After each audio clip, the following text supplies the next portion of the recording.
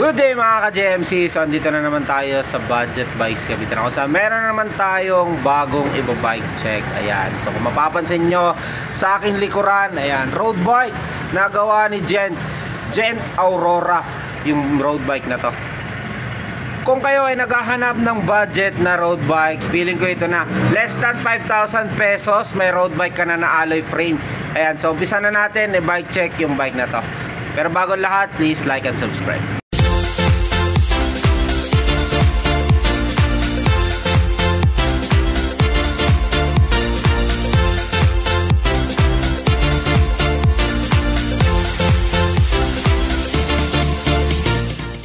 Okay mga ka-JMC, ito na po yung bagong labas ni Gent road bike. Kaya kung mapansin nyo dati, meron tayong road bike na Aero na gawa ni Gent. So meron na po ulit lumabas. Ito si Gent Aurora road bike. Ito ay alloy frame mga ka-JMC. Ayan, color combination niya, white color with blue. Ayan, made in halo din na black. Ayan po kung mapapansin nyo sa kanyang frame. Ayan po dito sa kalagay yung alloy niya. Ayan, 6061 alloy material, no?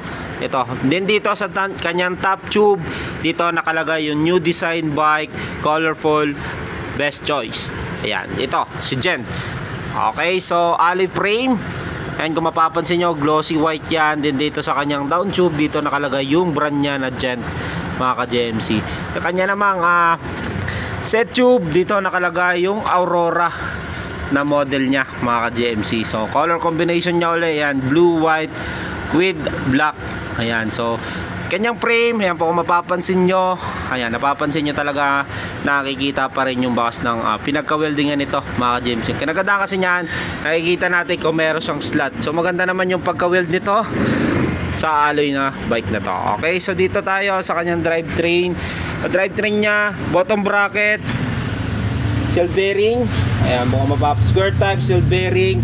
Then yung kanyang crank naman ay 3x. Then ito, Gent na rin po yung brand nito ng kanyang crank. Then ito po ay bakal pa.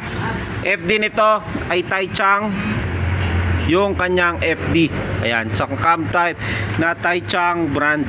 Then yung kanyang chain naman, ginamit dito ay 8 speed. Nakalagay dito 8 speed. Pero ito ay 7 speed lang, mga ka-JMC. Dito, kanyang RD naman ay Taichung TC. Yan, so baliktad yung pagka-brand nito, no? Yung pagka-print. Yan, Taichung TZ. Pero ito, sis attorney na rin po ito, no? So parang kinopyright ito doon sa Shimano natin na mga legit. Okay, so ito, yung kanyang sprocket ay 7 speed.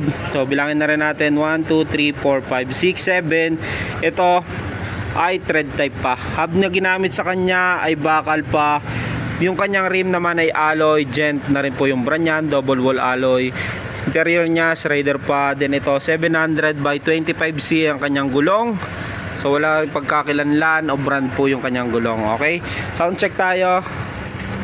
Ayan, yung mapapansin nyo, meron siya konting sounds. Ayan, hindi ko sure ko ilang pulse yan, pero standard kasi mga ganyang stock na bike, mga nasa 3 or 4 pulse lang din yan. Okay, so dito naman tayo sa kanyang head tube, mga ka-JMC. Head tube niya ay standard. Then ball bearing pa po ito. Stem na ginamit sa kanya ay short stem. Ito ay alloy. Fork naman ito ay bakal pa, Gent na rin po yung brand. So manipis yung kanyang rim, ay yung kanyang fork, mga ka-JMC. So yung pinaka nito, sa gulong naman niya ay naka ball type.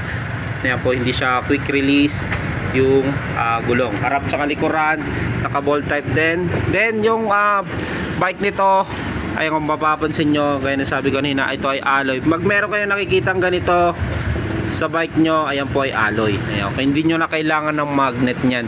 Okay, dito naman tayo sa kanyang drop bar. So sa drop bar nya ay standard size.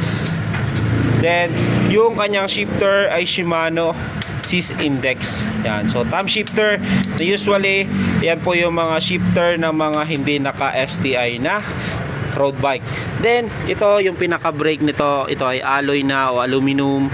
Then yung preno niya sa likuran, then preno naman ito sa harapan. Ayan. Then yung kanyang preno, no, yung brakes nito ay naka-caliper ring brake. Ayan, ito caliper ring brake.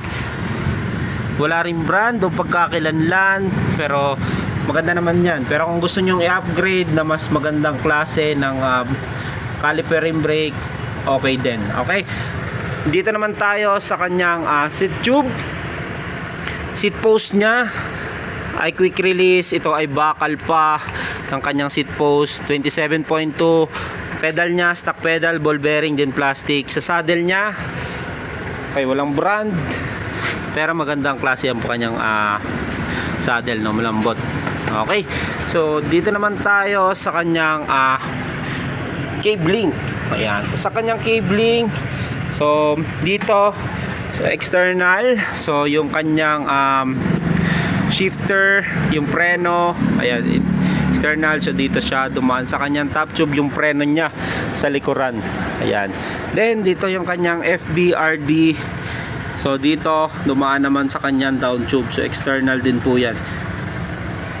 So naka-design talaga yung preno nito sa frame niya is naka-external, no.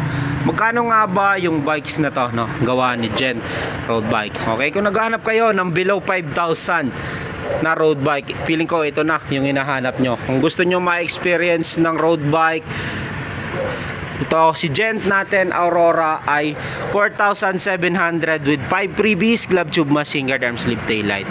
Okay, available po yan sa TikTok, sa Shopee. Pwede nyo i-check out kung malayo kayo, mga ka-GMC. Then okay, so yan si Gent natin Aurora. So napakaganda naman ng frame nito, size 50. Then alloy, so 4,700, may alloy ka ng road bike. Ikaw ay nagsisimula pa lang mag-bikes, gusto mo ma-experience yung road bike, try nyo muna ito, si Gent Aurora. Kung pang service sa school, back to school na ngayon, kung kayo nagtitipid sa pamasahe, ayan, 4,700 lang po yan si Gent road bike. Naka 3x7 speed ka na, alloy yung frame, rim, yung stem nya. Yun, usually naman ito yung mga bakal dyan, yung seat post, crank nya, fork.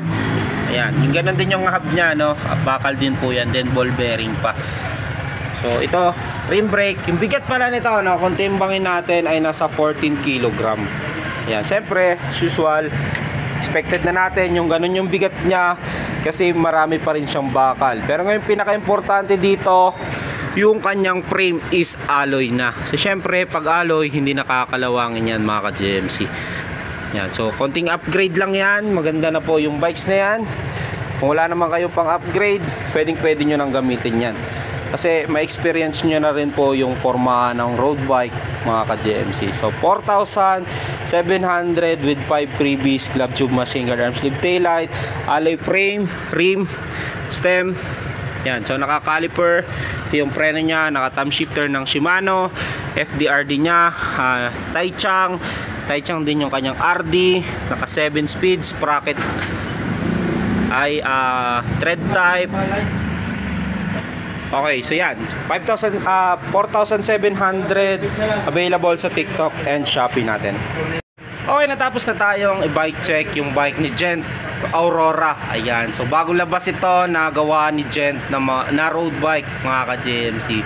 Comment down below kung nagustuhan nyo yung specs nito at sa presyo lang na 4,700. Kung ako tatanungin nyo, kung yun po yung budget nyo ay 5,000 below, kunin nyo na to kasi may experience nyo na yung road bike. Then alloy frame na po ito, no? Kasi kung dating mga presyohan yan, mga bakal pa 4,000, 5,000, 6,000, pero ngayon alloy na. So 4,700 alloy road bike na. So comment down below kung nagustuhan nyo yung road bike na to. Available to sa TikTok, sa Shopee, ship nationwide kahit saan sulok ng Pilipinas.